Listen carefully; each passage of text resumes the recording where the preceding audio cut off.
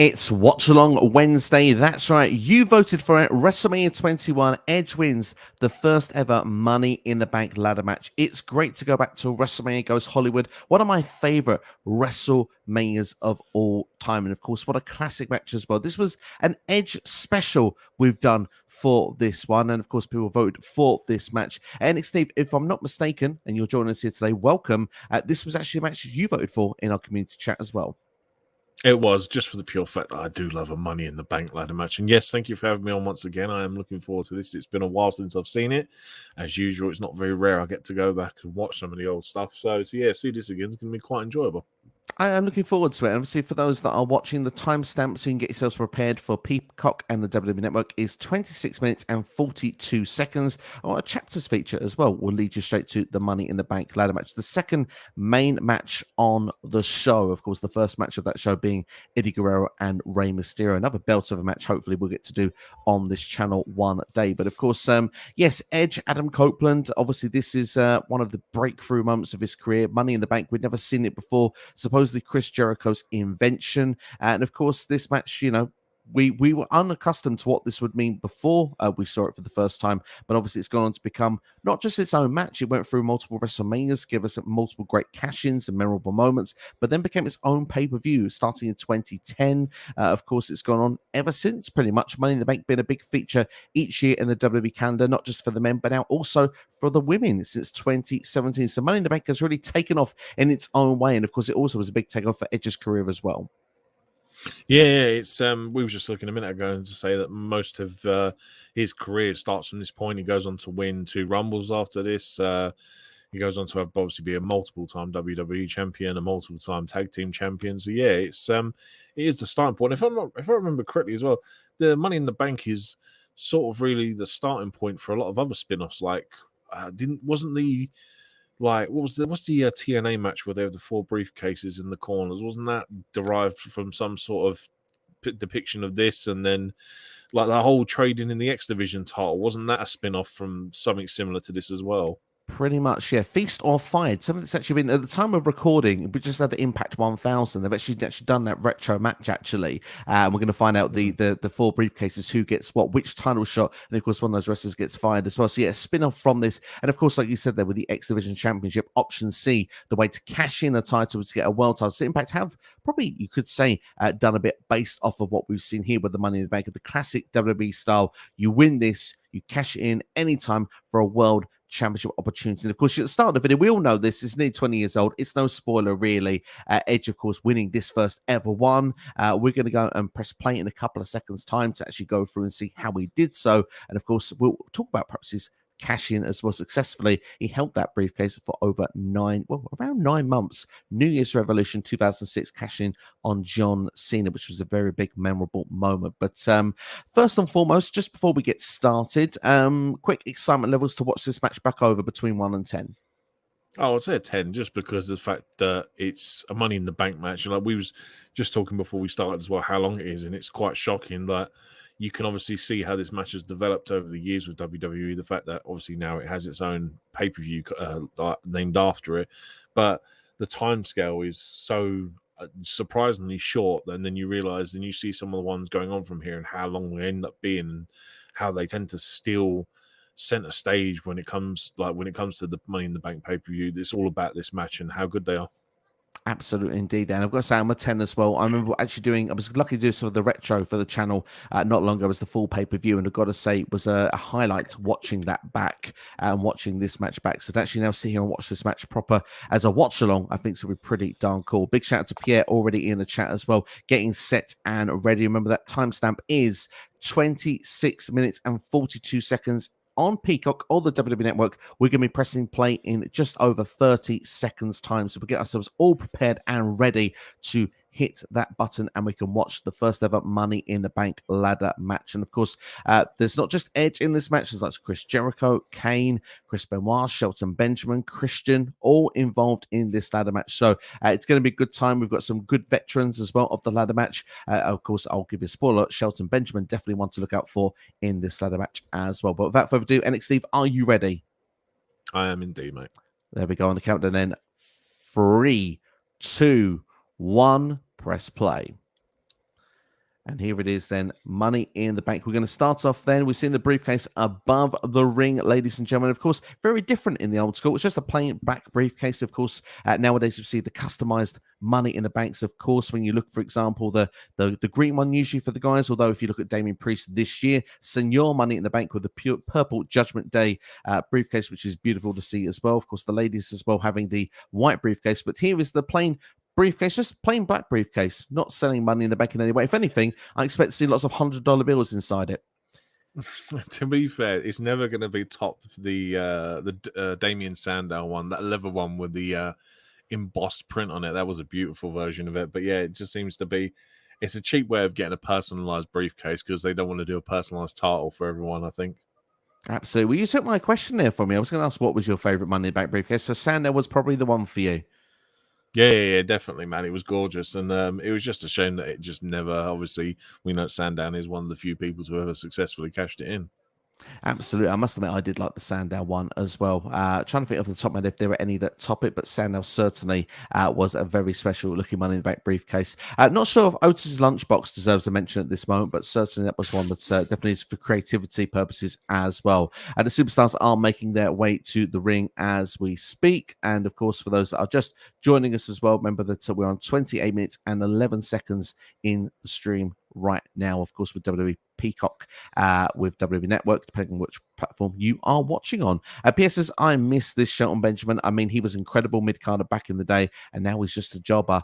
Of course, still, though, going today, even though he's been going for many, many years, of course, over 20 years of his career now in WWE, or, if you look at the 2 stints he's had, he did have a breakaway as well. But yeah, I mean, to be fair, Shelton Benjamin is an absolute star and he will be in this match. And of course, Christian, obviously a Father of the Year on his way to the ring right now, probably soon to be Father of the Year at that point with Tyson Tomko. Remember him? Oh, Jesus. It's amazing that you look at certain people and just realize that you forget certain people who are actually in this company. Yeah, this geezer that just... He's kind of like what Luchasaurus is now, and he's just like a towering figure behind him. It's like it just seems to be Christian's MO, as he needs a big guy standing behind him. But yeah, this is pre one more match, Christian. So I mean, this was just before I really fell in love with the character of Christian. Absolutely. And of course, Shelton Benjamin, we mentioned him already, IC champion coming to the ring as well at this moment. As well, just a shout here for RVD, Rob Van Dam, favorite briefcase there from Pierre. Do you know what? I might have to agree with Pierre. I might have to switch that there. I mean, I'm biased. RVD, my favorite wrestler of all time. So why wouldn't it be my choice as well there? Thank you, Pierre, for sharing with your choices there. For those that are watching us as well, we see the number up there on the ticker. Feel free to get involved in the chat. Feel free to say hi as Edge is making his way to the ring there, pumped in Hollywood, ready for this one. Do you think there's ever been a better cast for a Money in the Bank than this initial one? Because you look at the names that are on this list and then you look going forward and you can't, there's not many times going forward now where you can say the whole 6, 7, 8 competitors is a stacked lineup. Like you always get a couple of duds in there going forward. Like me personally, every time I saw a Jack Swagger in one, I was like, yeah, you are not doing it for me. If you hadn't realised, I'm not the biggest fan of Jack Swagger. I know, and I'm not the biggest Jack Swagger fan. But yeah, like you could this Kane, Christian, Edge, Jericho, someone who shan't be named. Yeah, it's a plethora of Hall of Famers, man. It's just unreal. Yeah, I mean it's top level. This, I mean, as I say, you always remember your first. That is the way. And to be fair, it's still to this day one of the best Money in the Bank ladder matches of all time. And obviously, we see now everyone coming to greet Kane nicely in the entranceway.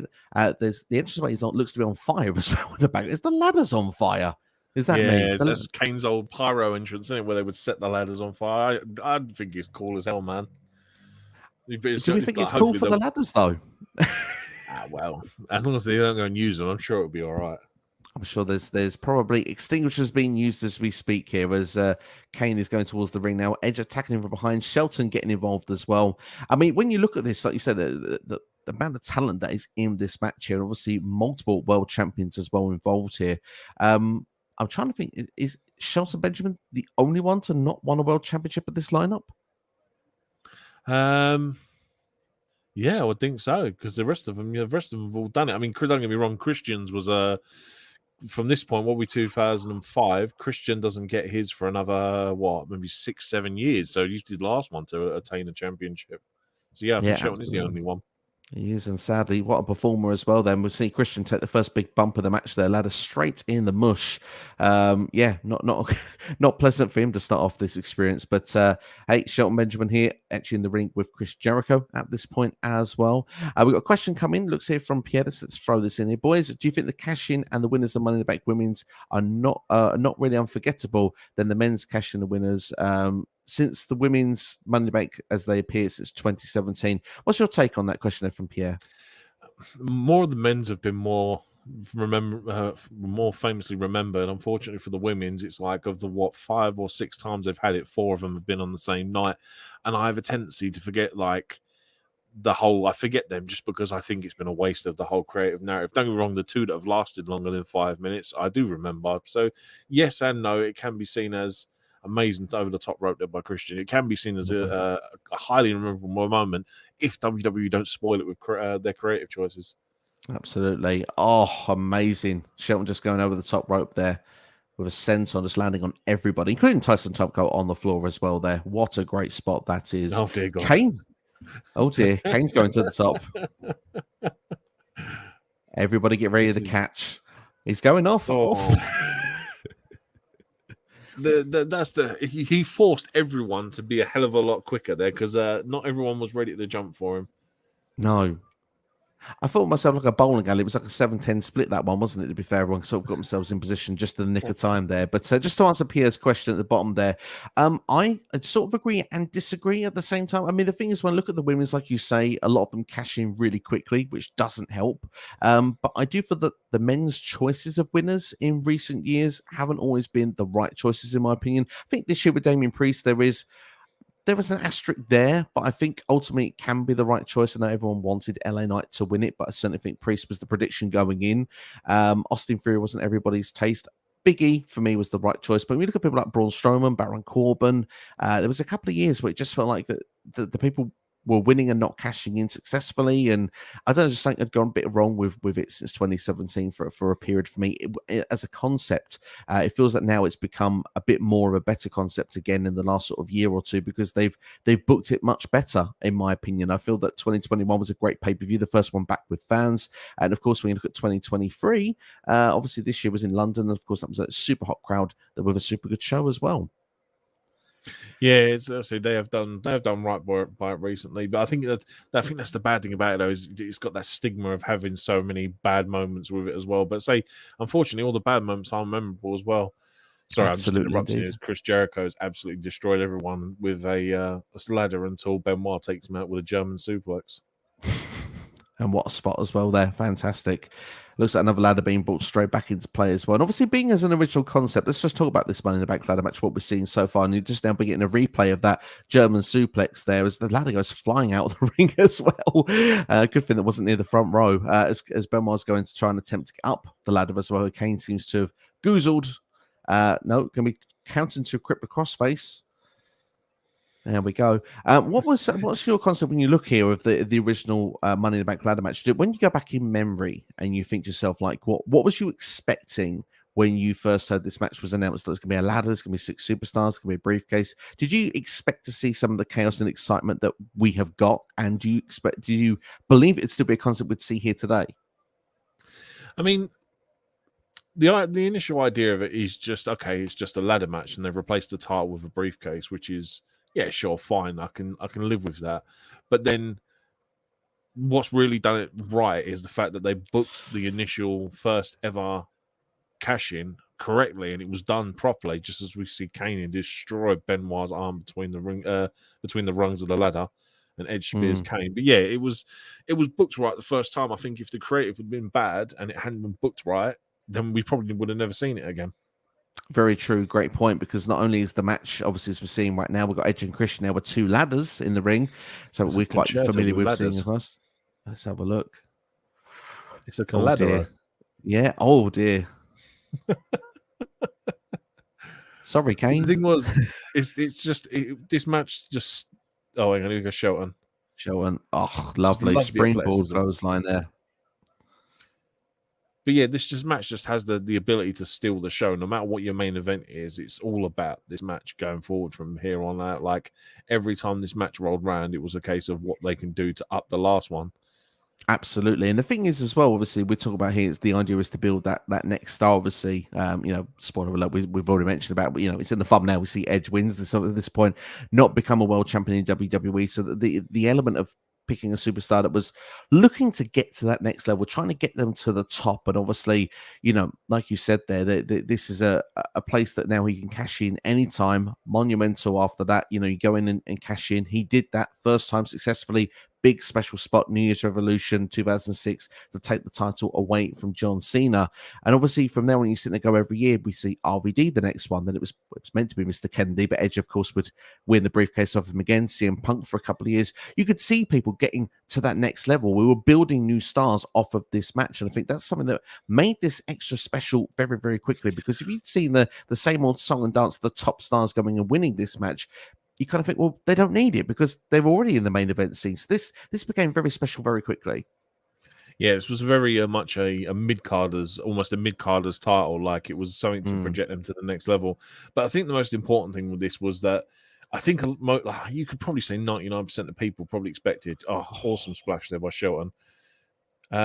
It was all about the cash in itself, because I think everyone kind of thought that it's just a case of, right, I'm going to challenge you to a match. I don't think anyone really expected that it's going to be, I'm going to wait till you're completely battered and beaten, and then I'm going to cash in, which I think is the greatest surprise at all, which is why it makes the first one so memorable. Yeah, it's a whole new dynamic that no one even put into play until WWE gave us that creative, of course, at that point. So obviously now Shelton Benjamin looking to climb the ladder. Will he be able to get the briefcase in time? Looks like Christian's bringing another ladder into the ring. For those that are just joining us, welcome, by the way. We are at 38 minutes and 37 seconds on Peacock WWE Network. If you want to join along for WrestleMania 21, the Money in the Bank ladder match, first ever. We've got Jericho and Shelton Benjamin currently fighting it off on top of a ladder, while Christian is bringing a ladder into the ring. Don't you just love furniture? Beautiful stuff indeed. It just amazes me that, like I said, every year every time we get one of these Money in the Bank matches, they always just seem to up it a lot more, and it seemed to do something more creative the next year round. Like when they start bridging ladders and start making God Almighty constructions of it all. Like I remember famously the TLC match with the Hardys, Dudleys, and Edge and Christian, where they had a table spread across the top of two ladders. Do you know what I mean? Just insane the stuff they would do. Christian there takes Benoit off the top of the ladder. Ouch, that could take a shoulder out. That really could take a shoulder out. All wrestlers in the ring on top of ladders. Jericho, who's done nothing in the first 2 minutes, has all of a sudden just taken a bump off the ladder. So we have Edge here with Shelton here on the top of the ladder, the only two left currently at this moment. Let's see where this leads to. We'll go back to our chat and say hi to everyone that's coming in. Of course, we've got a couple of extra comments as well. Oh, wow. Shelton's finisher off the top of the ladder to Edge. Beautiful. Absolutely beautiful. Wow. You think about it now. And then Jericho drops a ladder on the pair of them for good times. You'd think that, looking back now, that if this was Jericho's match that he was supposedly created, which I won't say he didn't, but you'd think that he would have been one of the first ones to win it. But yeah, man, this is just like, the concept is just unreal. Is it a travesty Jericho never won it? Nah, not really, because Jericho's. Do you know what I mean? Jericho's been a star ever since he debuted in WWE. He never needed a championship. He never needed a prop. Don't get me wrong, I love the clipboard, but I just think that Jericho's just one of them guys that kind of exceeds championships. Like, don't get me wrong, it was the right decision for him to become the first ever AEW champion, but I think that he just stands the test of time. Like, most of his stuff is remembered for his character work rather than his championship runs, if you know what I mean.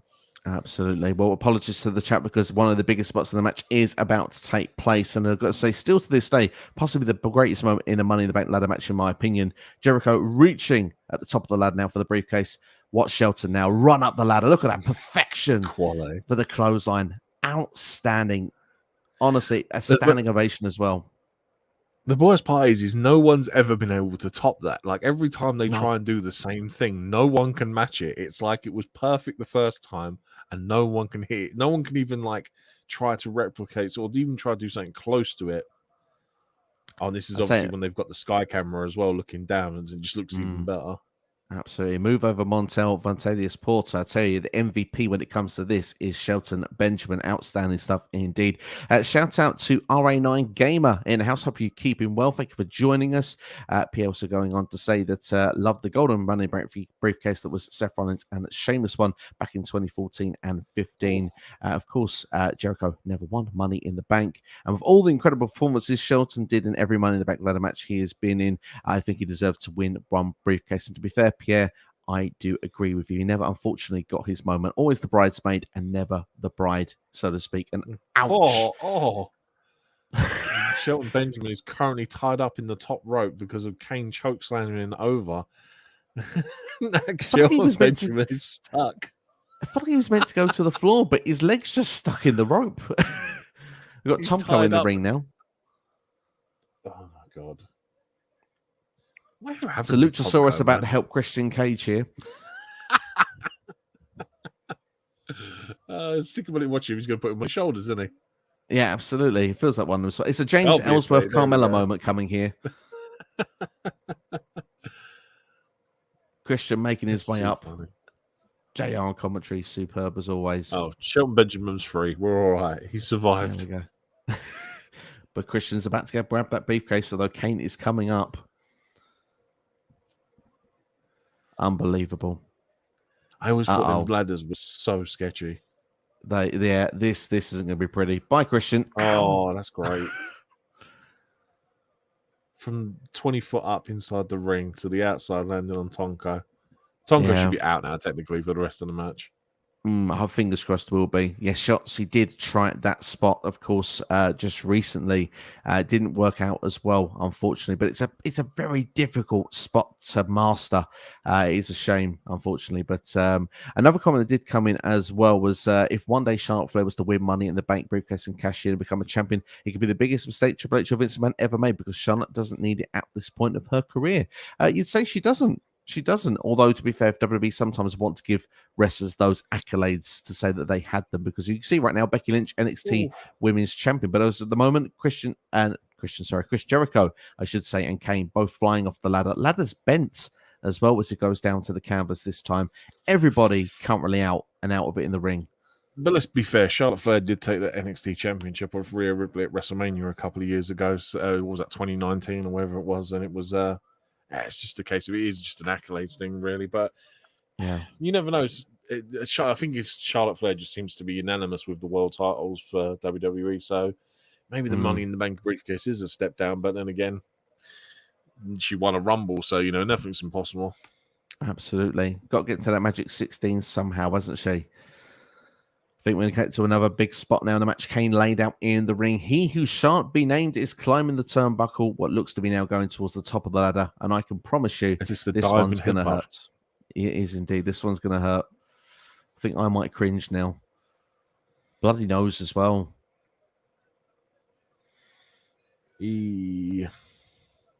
Just stand. Oh, my God.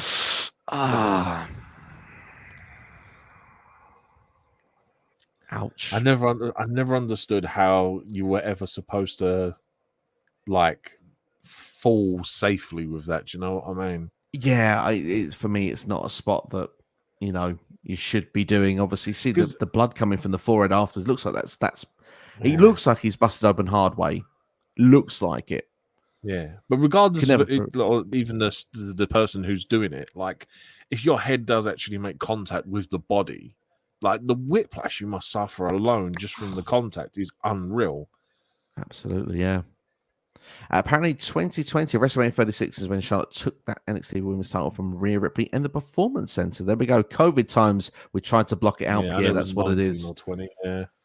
And it was trying to block out those times. Although we did do Payback recently from 2020, and that was actually quite a fun show in the retro line. If anyone wants to go and check that out, it actually was, yeah. Say retro. In the rewind category. Do you know the problem I have is that I can't remember who I was rooting for at the time. Do you know what I mean? Because looking at me now, I'm like, I want Edge to win it, I want Christian to win it, I want Jericho to win it. But I'm pretty sure at the time I wasn't vibing for any of them people to win it.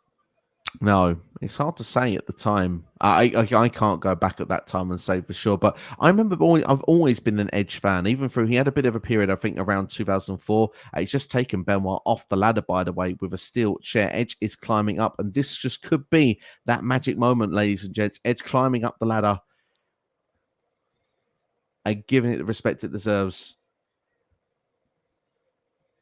Edge has retrieved the briefcase, ladies and gentlemen. Edge wins Money in the Bank. To be fair, not the biggest amount of spots in this match, but certainly proving what would be Edge's character later on, being the ultimate opportunist, kicking in and getting that briefcase when it is needed. What a win.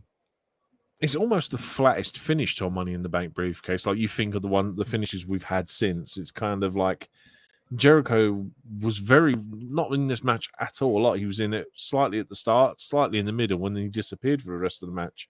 It was like, and in the ending, he knocked Benoit off the ladder and climbed it, like, with no interference from any other guys. It's almost kind of like a flat finish to a Money in the Bank match. But like I said at the time, you remember this is the first ever one. This is this is a great match. Yeah, unbelievable. I mean, obviously, we've seen some of the great moments that have come in this match. Obviously, the headbutt on the top of the ladder still, however dangerous we feel that spot is, still an impressive looking spot. Obviously, Shelton Benjamin, bit of highlight reel throughout the whole match, doing the springboard to the outside, running up the ladder. Some incredible stuff that we've seen here. What are some of the other highlights you felt from this match? Looking back over there, we see some of the highlights there. Even the little things like the German suplex on Jericho, where Jericho's holding the ladder and the ladder just goes flying out the ring. The Christian taking the tumble off the top and flying onto Tonga outside. It's like it's still that's still a big. That's like a 20-foot drop, and it's still impressive to see him take it. Kane coming off the top rope as well is always a scary sight, man, because I just get flashbacks to Sid doing it. Do you remember when Sid did it? Oh, God. And it went, yeah. And any time a big guy comes off the top like that, I always get flashbacks to Sid. But yeah, like it's always some decent spots. And as I'm just letting it play through now, and we've now got Eugene coming out of my absolutely. Yeah. Yeah, we're almost going to the extra territory though. I believe that's when it's Muhammad Hassan and Hulk Hogan making the appearance as well. But I will be. Oh, is that Hogan's return? Okay, it is. Yeah, I'll be pausing that there. But yeah, I mean, amazing stuff overall. That Money in the Bank ladder match. If you had to rate that out of stars, what would you give that there out of 5 star? I think at the time I probably would have rated it a lot higher. But I think looking back at it now, I'd probably go with like a 3.5, 4. I think really? I'd say a 3.75. Like, don't get me wrong. Do you know what I mean? Since then we've had a lot, not so much better, but just like even like longer matches, like that have deserved a bit more time for what it had, what it got, and what it deserved over the years. But it's hard to say, really. I'm going to say a 4. I think a 4 is a fair score compared to what I would have scored it now and what I'm scoring it then, if you know what I mean. I wish I'd looked over the retro review of this I did a year and a half ago to see what I'd said then. But I'm giving it, I believe then, if I had to guess, I probably gave this a 5. I'm pretty sure I went all the way up there and gave it to the full score, because there were some great moments in this match that are still special to this day that we've not seen, obviously, in ladder matches since. Obviously, Shelton Benjamin, like I said, been unbelievable all the whole way through. But yeah, I'm going to go with 4.5 today. That's my feeling at this moment. I think 4.5, I think, is the fair rating that I'll give it here. DWE in the house down. The man Williams says the ultimate opportunist. Edge certainly is indeed. We'll be talking just a little about him before we wrap things up, and Pierre going to give this a 9.8 out of 10. So that's pretty much a very good dive in the pool from Pierre there. It goes on to say Edge was an incredible heel at that time when he won the briefcase and he won Money in the Bank. Was he early with Lita on screen? Memory serves me right. I think that was a bit longer, for a couple of months. Yeah, I think it's later in the summer. Yeah, I think it happens just after, because obviously this is around about the time Hardy's been released, and then Hardy has to come back, and he has to have his whole feud with Hardy before he even cashes that title in, that briefcase in. And I believe that first match is at SummerSlam that year as well, which of course is one of the famous shows for that as well there. But let's talk about Edge just before we wrap things up, because obviously, like I say, he actually is quite quiet in the match, believe it or not. He's not the most some of the biggest spots in the match. But one thing's for sure, as we said, they're from DW, the ultimate opportunist, and he is the one that maximizes and gains everything after this. As we said, goes on to, win multiple 11 world championships after this. Obviously, the first one being at New Year's Revolution 2006. He goes on to be that main eventer going forward. He's headlined WrestleManias. Of course, WrestleMania 24 was his first main event against The Undertaker. He's had many championship matches at WrestleMania, including the likes against Chris Jericho, Alberto Del Rio, and of course he had the big return in 2020, the return we never thought we'd get at the Royal Rumble. Of course, a very special return at that time would take on Randy Orton at WrestleMania 36 in the Performance Center, main eventing WrestleMania 37 against Roman Reigns and Daniel Bryan. Edge has been a big time player for over 25 years in WWE, and this just could be the moment of what made Edge be one of the greats of all time. Yeah, it definitely was the catalyst for his rise to stardom. I mean, even at time of recording, there is a possibility he may even show up on AEW tonight, give or take, depending on what's happened with that situation. So who knows? I mean, like the guy, the thing I always loved about Edge as well was he's very old school. Like he always wanted to, like, even with things like his return, like he wanted it hush hush, nothing in the dirt sheets, nothing in the rumor mill. He still wanted to make people feel like it was real. Like, do you know what I mean? This was 90s wrestling, and how, do you know what I mean? When we got them shock returns, you get the really genuine shock value return for it. So, do you know what I mean? A lot of respect for Edge, and like I'm glad that I had the opportunity to go watch him at Clash last year, because I very much doubt I'll probably get another chance to see him. So yeah, man, just like I said, he's one of the GOATs, man, and yeah, it's Edge. You know what I mean? He's written himself into the history books. He's a Hall of Famer. It says it all for itself. Absolutely. Maybe All In 2024. What do you reckon the chances are? Let's go and just stick our neck out quickly. You mentioned AEW Grand Slam is this evening. There is a few rumors going around about Adam Copeland's future, aka Edge. Obviously, would he be re-signing with WWE? Is he going to retire? Is there the belief he will go to All Elite Wrestling? So obviously, AEW being used to having big debuts when it comes to Grand Slam. Obviously, Bryan Danielson showed up for the first time at All Out 2021, but his first match at Grand Slam against Kenny Omega 2 years ago. Saraya, of course. So two people that had injuries that had to be forced to retire, making returns and appearing at Grand Slam. Saraya, of course, making her first appearance last year. Does Adam Copeland, aka Edge, come at Grand Slam tonight? What do you say? I'll be honest with you, I think they'd rather save it for a Canada show just to get that initial bigger pop. Don't get me wrong, it's still a possibility now that CM Punk isn't there anymore. Maybe Adam Copeland, can come in and just take that spot from CM Punk and whatever he was doing, man. Like, it's a great replacement if that's the idea. Plus, you just know that you're like, I don't know if you've ever had the opportunity to watch his documentary on the WWE network when he was talking about his return and how he loves working with all the other guys, and you see him in multiple clips, like he's talking to, I think at the time he was talking to people like Aleister Black, Tommaso Ciampa, Dash Wilder and Cash, FTR at the time. FTR, and you can see he's a guy that just wants to work with this younger talent. So, like I said, he can come in and do an absolute amazing job for AEW. He could indeed. And the thing that makes me think he could, and this is why I predicted in my predictions, spoiler alert, that I think he will, Wrestle Dream is on October the 1st. You bring him in here, you set up that match, you have Wrestle Dream. You didn't think you see Edge in AEW, that's a Wrestle Dream for you. That's something that could sell that show on itself. And of course, just think of the dream matches, the likes of a Kenny Omega could be in the works. Maybe a Takeshita could be. He's working his way up the ranks. Obviously, Hangman Adam Page. There's so many people on that roster that Edge would be a fantastic opponent for. There's one guy that he has to deal with first, and that's a certain Mr. Christian Cage. Well, if that match had not been been moved to Rampage, I would have suggested that he could have replaced Sting tonight, because we've not seen Sting since All In. The only other thing is what name is he going to use? Is he going to use Adam Copeland? Is he maybe going to use Sexton Hardcastle, which was his stupid indie name? Or what was the other ones that he used to talk about on his podcast with Christian? One was Paul Smackage, because it was it was a swap of the P and the S to Paul Smackage, and there was one other one. They both had one each. One was Paul Smackage, and I forget what the other one was. So I'll be really interested to see what name he comes out with as well. I'll be fascinated. Of course, maybe you can use Metalingus. Maybe it's still a possibility for him to be able to come to the ring of Alter Bridge.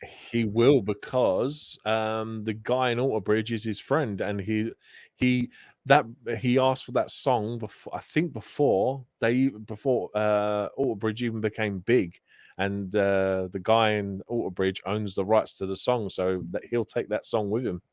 There you go. There we go. Totally agree. By the way, Pierre is on the money. FTR really good close friends with Edge. Can you see maybe a trios title run at some point? Certainly could be a possibility.